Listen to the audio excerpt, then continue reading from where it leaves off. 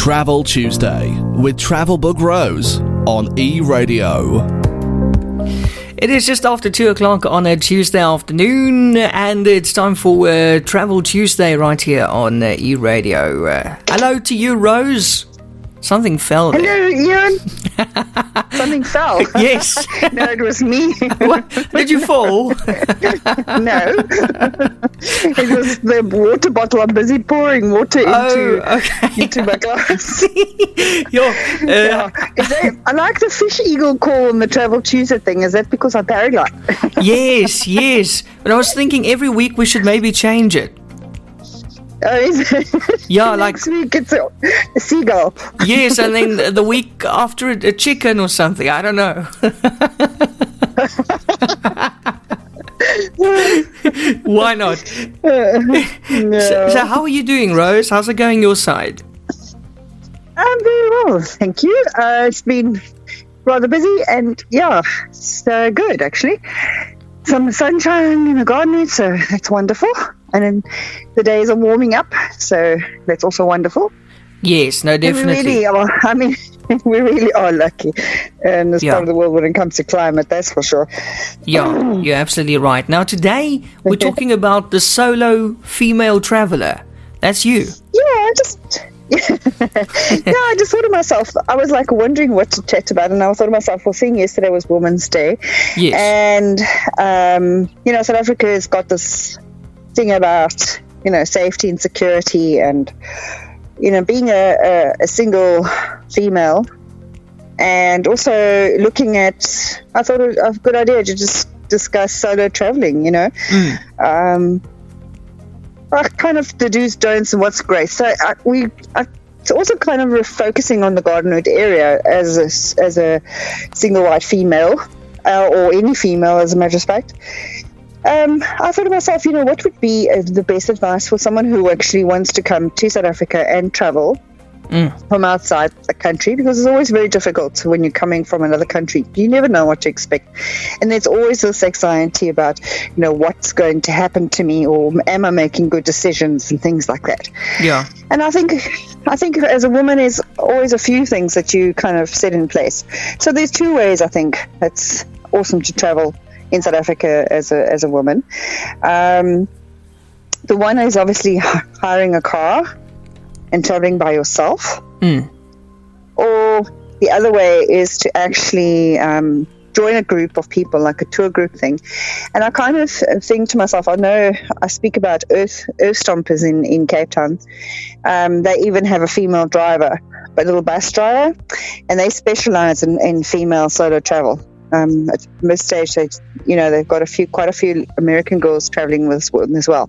So if you are a female solo traveler and you don't want to be on your own, you're more than welcome to actually join a group. And there's a few things I think as a female solo traveler that you basically need to know. First of all, make sure that you plan your routes, and where you are planning your routes are it's like main routes, or if there are little back routes, make sure there's stop points. Find out a lot, research your area. Make sure that you got a good map or a GPS. It's always good to have a SIM card. I always find when I was traveling in other countries, and it's good to have a SIM card, so you make sure that you've got electronic map with you, and where you are going to, what's your next stops, and where will you be staying. I think in regard of traveling in the Western Cape, especially the Gardenwood side, it's pretty much easy. We've got big spaces between each other, and it's really nice. So I think make sure that if you're traveling on your own in a vehicle, make sure that your travel distances, are you going to get there a day or night, or is there enough time to find a place? Make sure it's still daylight. What's your garage? Are there places you can actually ask people, advice? And don't mind asking. But the best way to travel, for me as a solo female traveler, is to actually go and choose like your backpacking or your hostel type of accommodation, because those are the kind of travel places that you come across people with the same mindset as yourself. They normally are solo travelers, or they are, one or two travelers, you get into an environment where you immediately are in an environment of a traveler, not necessarily a tourist.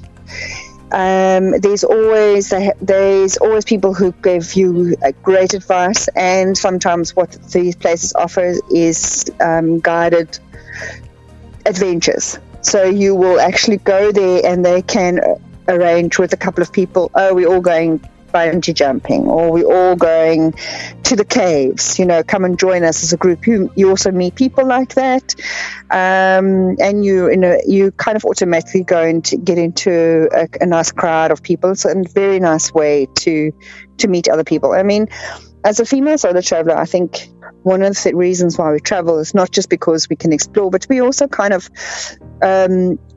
the same kind of mindset people where they gravitate towards each other. I come from Brazil, or I come from Portugal, or whatever. Or even if South African, you kind of have a similar mindset. The other advice as a female solo traveler is keep your luggage quite simple. Don't lug a lot of stuff. Make sure that you've got like your basic thing. If you're traveling kind of this time of the year, make sure you got one good pair of warm shoes, one pair of slip-slops, one pair of shorts, couple of t-shirts, one warm jacket. Make sure you always don't carry too much cash on you. Make sure that you always have, if you're carrying a credit card or something, I always carry a little hip. It's the ugliest thing in the world, but it's better than a handbag. It's like a little fanny pack that I always carry around my jeans. But it's a habit that I've actually learned when I was traveling in Southeast Asia. It's close to your body. No one can rip it from you. It doesn't look so fabulous, but you don't need to be, all dressed up when you're actually traveling. You become, you're going to adventure. Yeah. I'm very practical in that regard. And also make sure that if you are traveling, we travel with cell phones, we travel with cameras and things like that. Don't leave stuff lying around. I always had this mindset, don't trust anything. Yeah, make sure that your passport, your camera, make sure your passport, your camera, your cell phone is always either locked away or not lying around necessarily. Your laptop, whatever it is, make sure those things are away, even if you're just stepping out of a room. It sounds a bit neurotic, but it's not very nice to actually have things stolen from you. Yeah. In a country as well. If you're traveling on your own, on your rent a car kind of thing, and you're staying in guest houses and places like that, I find that a more mature kind of crowd of women prefer that kind of travel, where they go from guest house to guest house. That's also fine. But you have to be a little bit more prepared, and also you can link up with an adventure group once you're in the area if you want to go adventuring. Either that, or you can just do it on your own. So I think that is kind of my big thing, is to always make sure. I always feel, make sure that you're traveling in daylight. Make sure where your next fuel stops are. Make sure that your routes that you're traveling is pretty safe. I think pretty much most of the places in the Garden Route, Western Cape kind of area is wonderful to travel. The roads are beautiful. There are back roads. I mean, I've taken many back roads on my own, but you can quite happily go to either a tourism office and just go chat to someone about, hey, I want to go over to this mountain. Are these roads accessible? Are these things, etc., etc., etc.? Are they? Can I change a tire? Is someone going to help me? Kind of thing. I just kind of like to always know as much as I can and speak to as many people as I can in the environment where I am, and finding out places. Hence why I love traveling in lodges or backpackers or that kind of thing. They just it offers just so much, There's always Wi-Fi. There's always a bunch of people talking, giving each other advice, kind of thing. Yeah. So Rose, that's pretty much. Do you carry any weapons with you for protection, or are you a karate girl? Ach, no. I don't need anything. The only sharp thing on me is my mind, eh? As long as it's not your tongue. Okay. Touch wood, I've never actually had, I think maybe it's just because the way we grow up in South Africa, you kind of become a little bit streetwise. Make good decisions. I just always say make good decisions. If you are not sure about your decision, ask. Yeah. Ask someone, hey, this person has invited me to do this. Do you think it's okay? Ask a local. This person's invited me to do this. Is that okay? If you have to ask already, that's already telling you that and if people want to just invite you over to wherever or whatever, why don't you just rather and say, listen, I'm comfortable here, or let's go to a restaurant or whatever kind of thing. I just always be streetwise and make good decisions, because if you make good decisions, you probably won't find yourself in a sticky situation anyway. True.